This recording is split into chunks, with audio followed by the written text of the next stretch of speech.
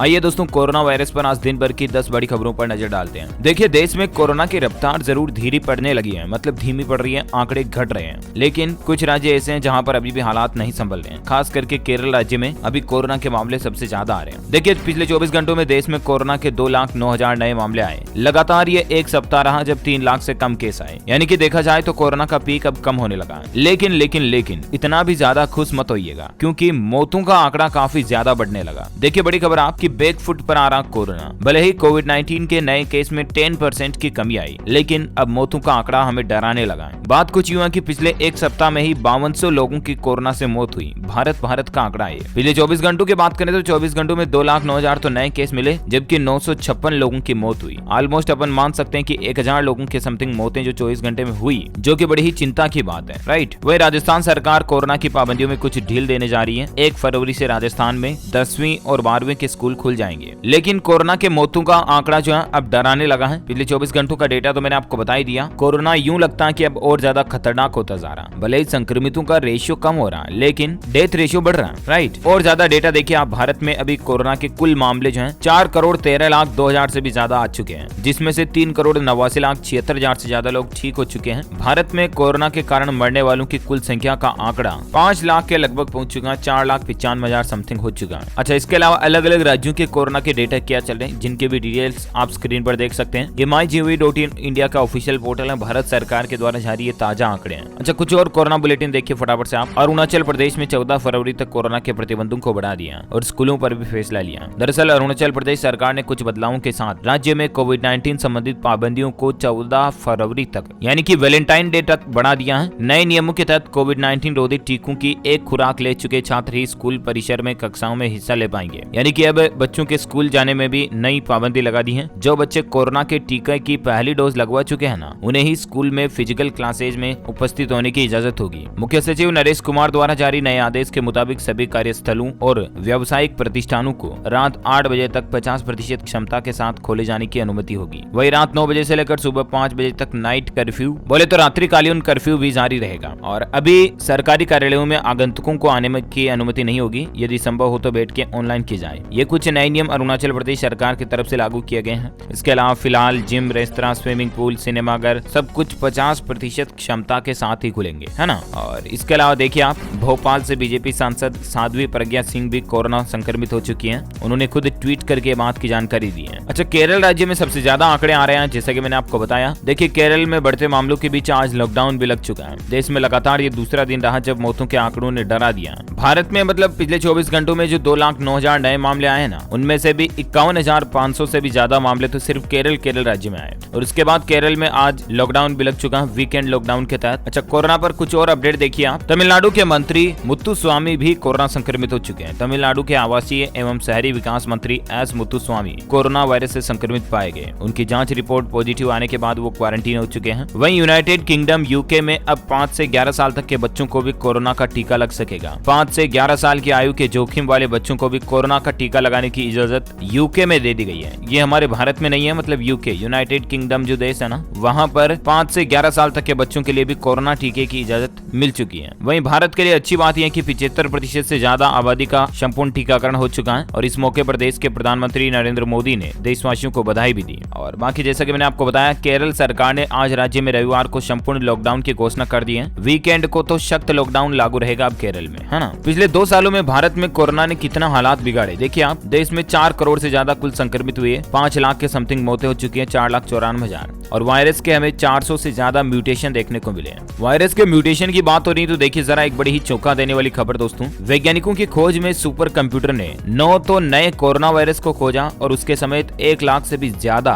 दूसरे वायरसों की खोज की है। जहां दुनिया के एक ताकतवर सुपर कंप्यूटर ने 1 लाख से ज्यादा RNA वायरस खोजे हैं। इनमें 9 नए कोरोना वायरस हैं जिन्हें पहले कभी नहीं देखा गया। इन वायरसों की खोज हाल ही में कई सारे बायोलॉजिकल सैंपल्स लिए गए उनमें से हुई है और इनके बारे में हाल ही में नेचर जनरल रिपोर्ट में प्रकाशित लेख में पता चला है। इन वायरसों की खोज में सुपर कंप्यूटर के साथ अंतर्राष्ट्रीय वैज्ञानिकों की एक टीम भी लगी थी। आपको बता दूं, सुपर कंप्यूटर ने 2 करोड़ गीगाबाइट्स डेटा से वायरसों का एनालिसिस करके इनको खोजा है। ये डेटा जीन सीक्वेंसिंग के लिए रखे गए 50 लाख से भी ज्यादा बायोलॉजिकल सैंपल से लिए गए। ये सैंपल हर तरह के वातावरण से जमा किए गए थे, जिसमें बर्फ के नीचे से मिले नमूनों से लेकर जानवरों के मल तक शामिल थे, जिनमें 1 लाख नए RNA नए वायरस की खोज का पता चला है। इन सैंपल्स की जांच करके सुपर कंप्यूटर ने तकरीबन 1,32,000 आरएनए वायरस की खोज की। इनमें से 15,000 के बारे में वैज्ञानिकों को पहले से ही पता था, लेकिन कोरोना वायरस की 9 नई प्रजातियां भी मिली हैं, जिनके बारे में अभी तक पहले किसी को नहीं पता था। और ये 9 नए कोरोना वायरस दुनिया के लिए एकदम नए हैं, बोले तो एकदम नए वेरिएंट की तरह ही है। जिस तरह से नया अचानक ओमिक्रॉन आया, इसके बाद हाल ही में आपको पता होगा वैज्ञानिकों ने नियोकोव को लेकर भी चेतावनी जारी की थी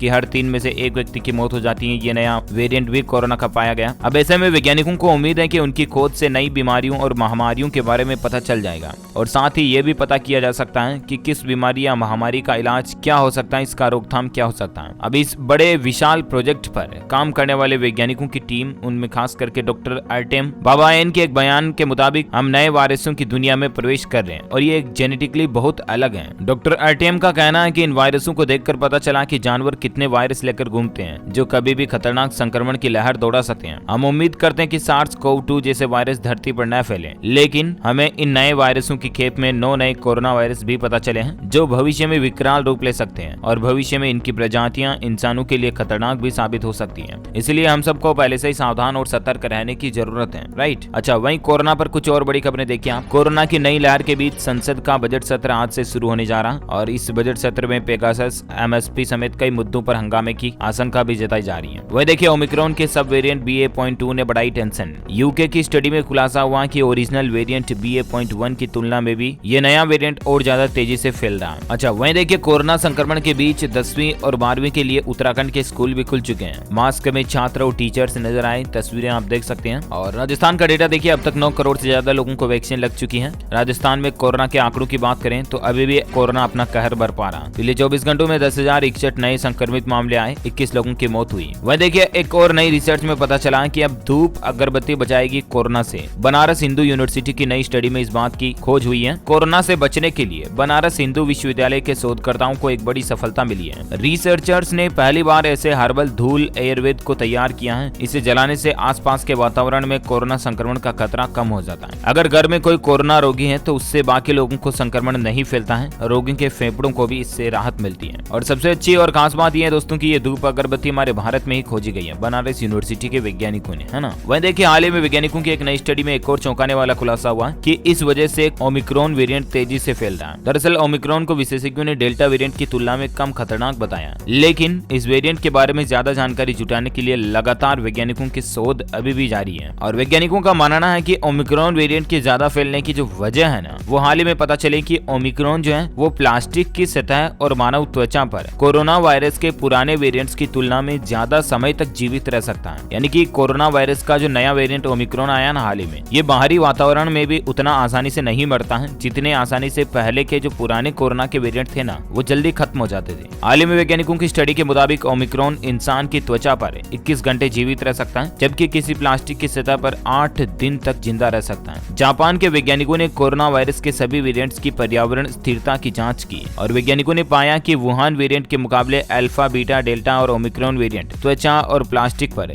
2 गुने से भी ज्यादा समय तक जिंदा रह सकते हैं। और शायद देखा जाए तो कहीं ना कहीं यही एक वजह है कि कोरोना वायरस का ओमिक्रॉन वेरिएंट ज्यादा फैल रहा है, राइट। खैर जो भी हो, हम सबको सावधान रहना, सतर्क रहना, मास्क जरूर लगाएं, सोशल डिस्टेंसिंग बनाए रखें और गवर्नमेंट्स के जितने भी कोविड प्रोटोकॉल्स हैं उनको फॉलो अप करते रहें। ओके, वीडियो को लाइक और शेयर करना और आप कौन से राज्य में रहते हैं दोस्तों मुझे नीचे कमेंट करके जरूर बताना, ताकि मैं आपके राज्य के समाचार भी आपके मोबाइल तक पहुंचा दूंगा। साथ ही आप हमारे चैनल DLS न्यूज़ को सब्सक्राइब करके बेल आइकन भी जरूर दबा देना, ताकि आपको रोजाना के ताजा अपडेट्स और काम की खबरें तुरंत आपके मोबाइल पर मिलती रहेगी। Thank you, take care, good bye, जय हिंद, जय भारत, वंदे मातरम।